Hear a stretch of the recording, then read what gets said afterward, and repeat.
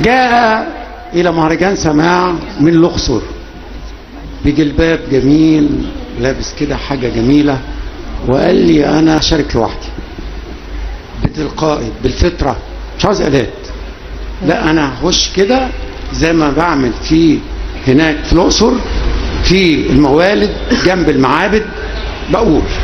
فأنا قلت له طبعا يشرفني جدا، فأنا هقدم تجربة قدامكم تلقائية جدا لكنها صادقة. نحيي عبد الرحمن السنوسي من الأقصر.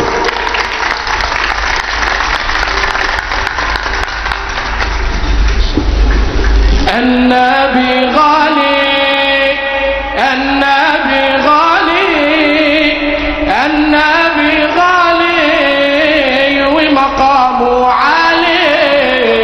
النبي غالي، النبي غالي، النبي غالي ومقامه عالي. النبي غالي،